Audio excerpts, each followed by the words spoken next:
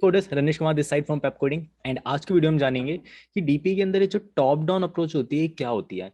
और top down approach को जानते हैं लेमन लैंग्वेज के अंदर। तो देखते हैं। देखो, बहुत ही इजी मेथड है। सो टॉप डाउन अप्रोच समझना हो ना तो आप इसको ऐसे कह सकते हो। डेफिनेशन वाइज अगर बात करें टॉप डाउन अप्रोच की तो इसकी डेफिनेशन तो ये कहती है कि एक बहुत बड़ी प्रॉब्लम को ना तुम छोटी छोटी प्रॉब्लम में ब्रेक करो, फिर उन छोटी छोटी प्रॉब्लम्स को फर्दर छोटी छोटी प्रॉब्लम्स में ब्रेक कर दो। और ऐसा तब तक करते जाओ जब तक एक सबसे छोटी प्रॉब्लम तक नहीं पहुंच जाते, फिर उस प्रॉब्लम को आप सॉल्व करना जानते हो। एंड इस तरीके से क्योंकि मैंने सबसे छोटी प्रॉब्लम सॉल्व कर दी तो इवेंचुअली मेरी बड़ी प्रॉब्लम उसकी वजह से सॉल्व होती चली जाएगी, राइट। तो ऐसी कुछ अप्रोच होती है टॉप डाउन अप्रोच। एक एग्जांपल के थ्रू इसको समझते हैं। जैसे कि आपको स्क्रीन के ऊपर दिख रहा होगा, मैंने एक कुछ ट्री डायग्राम सा बना रखा है। यहाँ पर मुझे एक लैपटॉप बनाना है, मुझे एक लैपटॉप बनाने के लिए बोला गया। मैं ठीक है भाई लैपटॉप बनाना है, मैंने लैपटॉप पर थोड़ी बहुत स्टडी करी और मैंने बोला कि यार लैपटॉप बनाना ना ऐसा करते हैं, मैं 3 लोग लेकर आता हूँ, उन 3 लोगों को 3 काम असाइन करता हूँ। सबसे पहले पर्सन को असाइन करता हूँ, यार तेरे पास ना स्क्रीन की जिम्मेदारी है, स्क्रीन से रिलेटेड जो भी कुछ होगा वो तू देखेगा, ठीक है। फिर मैं दूसरे पर्सन लेकर आता हूँ, उसको बोलता है तेरे पास ना मदरबोर्ड से रिलेटेड सारी जिम्मेदारियां तेरे पास है, एक मदरबोर्ड बनाना है, उससे रिलेटेड जो भी कंपोनेंट लगेंगे जो भी कुछ होगा वो तेरी रिस्पॉन्सिबिलिटी। फिर मैं तीसरे पर्सन के पास जाता हूँ, उसको बोलता हूँ यार जो हमारा लैपटॉप है उसकी बॉडी तू बनाने वाला है, बॉडी के ऊपर जो भी लगेगा जैसे भी लगेगा वो आप देखोगे। तो मैंने लैपटॉप को 3 छोटी छोटी प्रॉब्लम से ब्रेक कर दिया, स्क्रीन, मदरबोर्ड और बॉडी, ठीक है। अब जो स्क्रीन है वो फर्दर 2 पार्ट्स में डिवाइड होता है। स्क्रीन को 2 पार्ट उसने डिवाइड किया, उसने बोला है कि यार ऐसा करते हैं, जो कैमरे वाला काम है ना वो मैं कहीं और से करवा लेता हूँ, मैं कोई दूसरा पर्सन हायर करता हूँ, वो मेरे कैमरे का काम करके दे देगा, या फिर एक एक वेंडर हायर करता हूँ, उस वेंडर से कैमरा लेकर आता हूँ, उसको असेंबल कर लूंगा। और एक दूसरा काम असाइन करता हूँ डिस्प्ले का, डिस्प्ले एक वेंडर लेकर आता है, उससे डिस्प्ले लेकर आता है उसको ताकि असेंबल कर पाए। अब सेम मदरबोर्ड के अंदर जाता है, मदरबोर्ड वाले को मदरबोर्ड बनाने वाला पर्सन क्या करता है, वो अपने प्रॉब्लम को 4 पार्ट में डिवाइड करता है। वो सोचता है भाई पहले मैं रैम के बारे में सोच लेता हूँ, रोम के बारे में सोच लेता हूँ, प्रोसेसर के बारे में सोच लेता हूँ और सीपीयू के और जीपीयू के बारे में सोच लेता हूँ। वो अपनी प्रॉब्लम को 4 पार्ट में डिवाइड करता है, वो 4 पार्ट्स कहीं से खरीदेगा, असेंबल करेगा, मदरबोर्ड हो गया तैयार।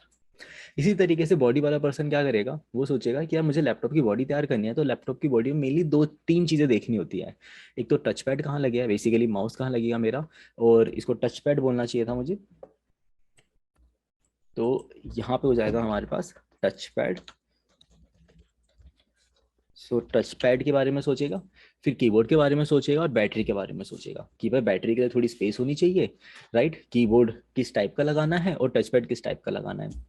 तो जो टॉप डाउन अप्रोच होता है उसके अंदर हमने सबसे बड़ी प्रॉब्लम उठाई जो कि थी लैपटॉप बनाना। उस बड़ी प्रॉब्लम को मैं सॉल्व करते करते कहाँ आया, जो बड़ी प्रॉब्लम थी उसको मैं छोटे छोटे पार्ट्स में ब्रेक करते करते नीचे तक आ गया। अब पता है जब मैं टॉप डाउन अप्रोच लगा रहा होता हूँ तो मुझे पहले सोचना होता है, मुझे हर एक चीज के बारे में इन्फॉर्मेशन होनी चाहिए कि भाई पहले मुझे लैपटॉप बनाना था, तो मैं पार्ट्स में तभी डिवाइड कर पाऊंगा जब मैं पहले सोच लूंगा कि यार मुझे ना बॉडी ऐसी ही चाहिए, उसके अंदर कीबोर्ड का साइज इतना ही होना चाहिए, टच पैड का साइज इतना ही होना चाहिए, बैटरी के लिए स्पेस यहाँ पे छोड़ा जाएगा, और ये काम मैं फिर किसी को असाइन कर देता हूँ, उसको कुछ डायमेंशन की इन्फॉर्मेशन देकर उसको असाइन कर देता हूँ। इसी तरीके से मदरबोर्ड के लिए मैं उसको कुछ डायमेंशन बताता हूँ, क्या इतने वेट का होना चाहिए, ये डायमेंशन में होना चाहिए, उसके अंदर ये चीज़ होनी चाहिए, यूएसबी केबल लग जाए उसके अंदर, यूएसबी का स्लॉट होना चाहिए, यूएसबी जो जैक होगा वो 3.0 का होगा या 2.0 का होगा, उसको बताना पड़ेगा मुझे।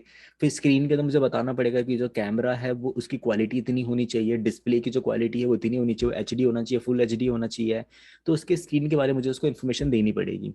तो मैं कुछ इन्फॉर्मेशन मुझे बहुत पहले से ही पता होना चाहिए टॉप डाउन अप्रोच के अंदर। तो प्रॉब्लम को मैं क्या करता हूँ, बड़ी प्रॉब्लम को छोटी छोटी प्रॉब्लम में ब्रेक करते करते नीचे की ओर आता हूँ। अब ये डीपी के अंदर बहुत ज्यादा यूज होता है। डीपी के अंदर कहाँ पे यूज होता है, जैसे कि अगर मैं आपको ना फिबोनाची सीरीज की बात करूँ तो फिबोनाची सीरीज भी इसी तरीके से काम करती है। वो क्या करता है, फिबोनाची के अंदर अगर मुझे फिफ्थ फिबोनाची को सॉल्व करना है तो मुझे इसके लिए फोर्थ और थर्ड का पता होना जरूरी है। तो मैंने अपनी प्रॉब्लम को डेलीगेट कर दिया, मतलब फोर्थ फिबोनाची तुम अपने आप को सॉल्व करके लेकर आओ, फिफ्थ फिबोनाची थर्ड फिबोनाची तुम अपने आप को सॉल्व करके लाओ, तुम दोनों को सम करके मैं खुद को रिजॉल्व कर लूंगा। इसी तरीके से फोर वाला बोलेगा कि मुझे तो थर्ड और सेकंड के ऊपर डिपेंडेंट हूँ, थर्ड वाला बोलेगा मैं सेकंड और फर्स्ट पे डिपेंडेंट हूँ, थर्ड वाला बोलेगा कि मैं सेकंड फर्स्ट पे डिपेंडेंट हूँ, सेकंड 1 0 पे डिपेंडेंट है। अगर इन सारे ने अपना काम कर लिया तो फिर फिबोनाची सॉल्व हो जाएगा। तो डीपी के अंदर ये कुछ इस तरीके से इस्तेमाल होता है। बेटर अंडरस्टैंडिंग तो आपको आगे की वीडियोस में पता लगेगा जैसे जैसे हम इन क्वेश्चन को सॉल्व करेंगे। तब तक के लिए एक लेमन लैंग्वेज के हिसाब से ये इतनी इन्फॉर्मेशन आपके लिए काफी है कि टॉप डाउन अप्रोच क्या होती है, बड़ी प्रॉब्लम को छोटे छोटे पार्ट्स में ब्रेक करना, इसको कहते हैं टॉप डाउन अप्रोच। हाँ, अगर आपको वीडियो अच्छा लगा हो तो यार इस वीडियो को लाइक कर देना और साथ ही साथ चैनल को सब्सक्राइब कर देना। जितना हो सके हमें बताओ, मतलब कमेंट के अंदर बताओ कि यार वीडियो आपको कैसा लग रहा है। तो आगे की जो वीडियोस आने वाली है उसमें कमेंट के अंदर पक्का बताना कि आपको वीडियो पसंद आ रही है नहीं आ रही। ठीक है, तो अगर आपको वीडियो पसंद आ रही है तो भी कमेंट करो, नहीं आ रही है पसंद तो भी कमेंट करो। मिलते हैं नेक्स्ट वीडियो में।